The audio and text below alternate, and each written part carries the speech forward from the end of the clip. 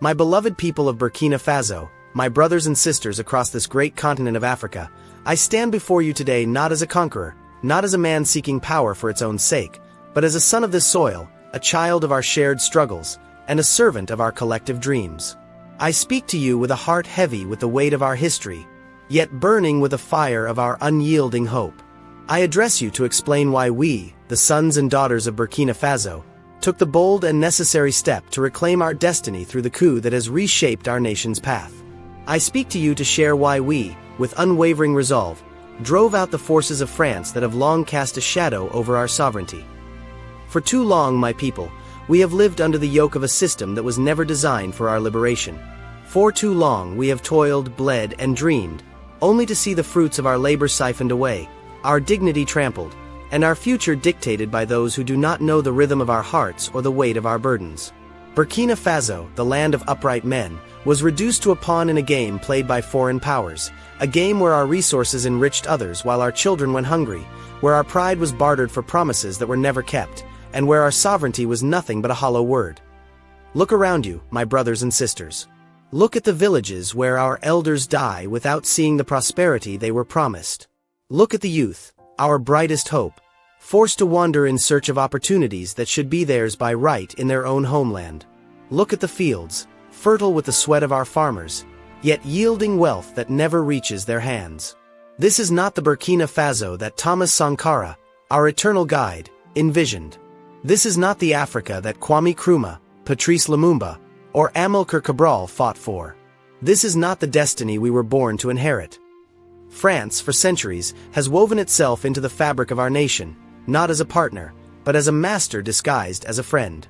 They came with promises of progress, but left us with chains. Chains of debt, chains of dependency, chains of exploitation. Their military bases stood on our soil, not to protect us, but to ensure their grip on our resources, our policies, and our future. Their corporations grew fat on our gold, our cotton, our very lifeblood, while our people were told to be grateful for crumbs. They spoke of partnership, but it was a partnership where one side dictated and the other obeyed. This was not freedom. This was not justice. This was not the will of the people. I carried out this coup not out of ambition, but out of necessity.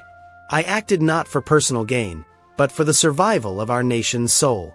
When I saw our soldiers, brave and true, sent to fight battles orchestrated by foreign interests, only to return in coffins while our enemies grew stronger, I could not remain silent.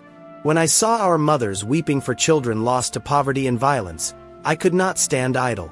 When I saw our youth, vibrant with potential, denied the chance to build a future because their country was shackled to the whims of outsiders, I knew the time for waiting was over. We drove France from our land not out of hatred, but out of love. Love for our people, love for our heritage, love for the dream of an Africa that stands tall. We did not act to close doors, but to open them.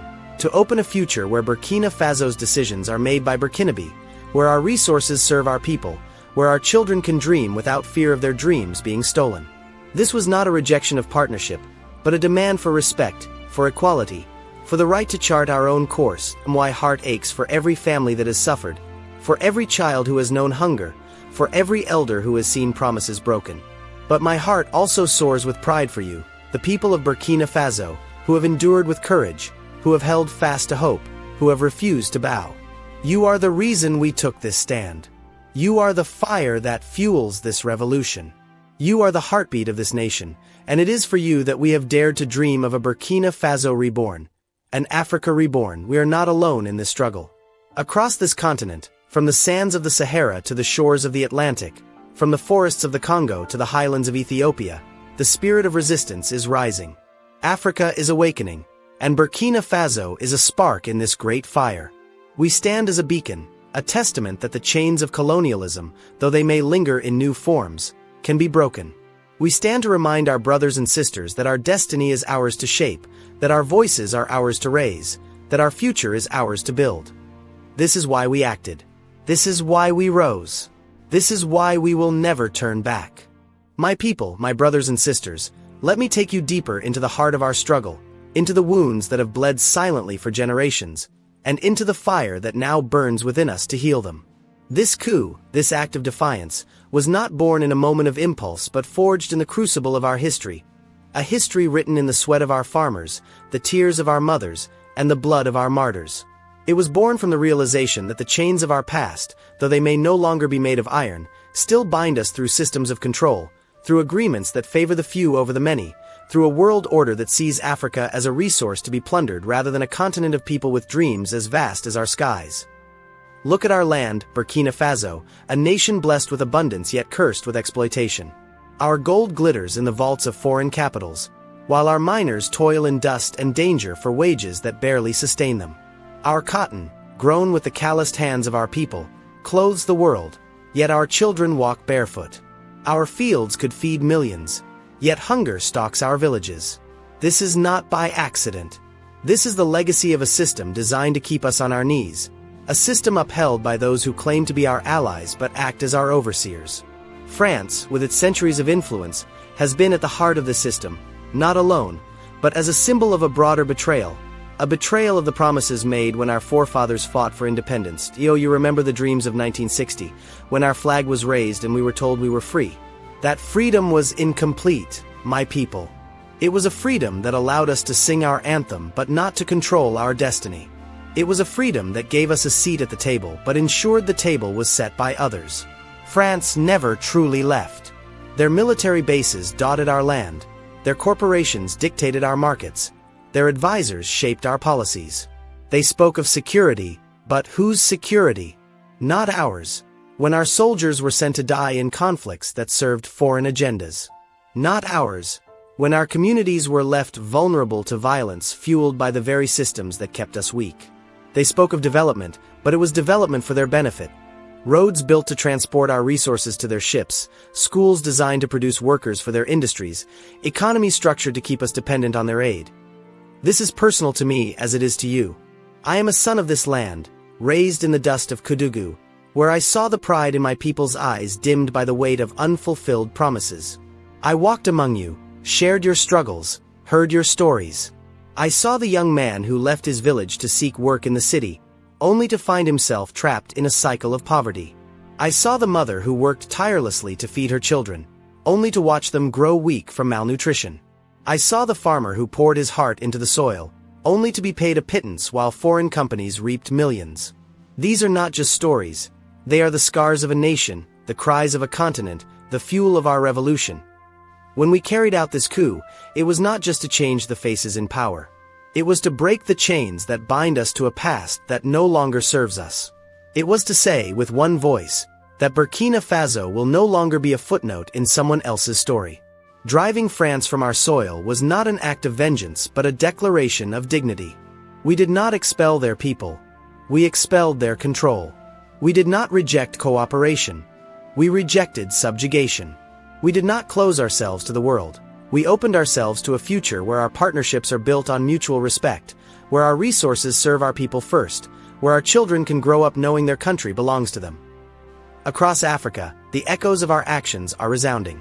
From Mali to Niger, from Senegal to South Africa, the winds of change are stirring. We are not alone in this fight. Our struggle is the struggle of every African who has ever dreamed of a continent that stands as an equal on the world stage. It is the struggle of the miner in the Congo, the fisherman in Ghana, the teacher in Kenya, the herder in Somalia. It is the struggle of every heart that beats for an Africa that is free, not just in name, but in truth. Burkina Faso has lit a torch, and we carry it not to burn, but to illuminate the path forward, to show that it is possible to stand up, to say no to exploitation, to say yes to self-determination. My heart weeps for the sacrifices we have made to reach this moment. The lives lost to violence, the families torn apart by poverty, the dreams deferred by a system that was never ours.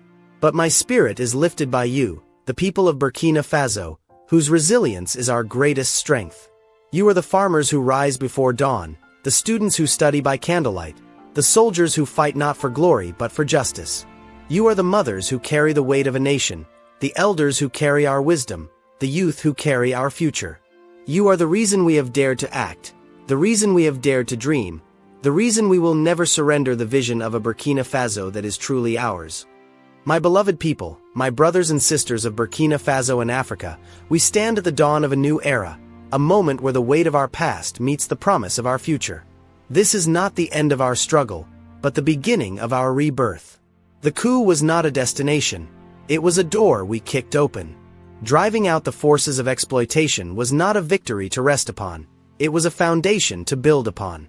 The road ahead is steep, and the challenges are many, but I look into your eyes, eyes that have seen suffering yet still shine with hope, and I know that we are ready.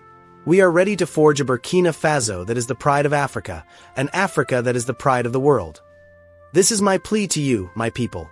Rise with me. Let us rise not in anger, but in unity, not in fear, but in courage, not in division, but in love for one another. Let every farmer who tills the soil do so knowing it is for our children's future. Let every teacher who shapes young minds do so knowing they are building a nation. Let every soldier who stands guard do so knowing they protect not just our borders, but our dignity.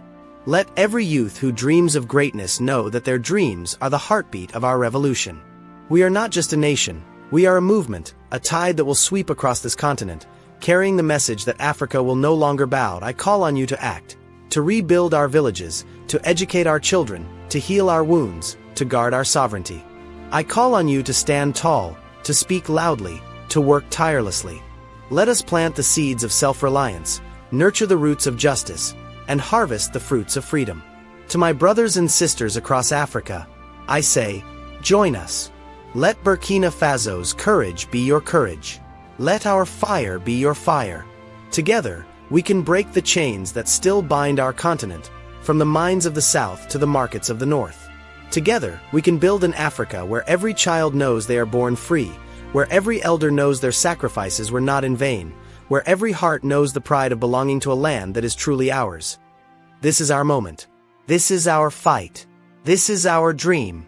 Let us march forward, hand in hand, heart to heart, with the spirit of Sankara in our souls and the future of Africa in our hands.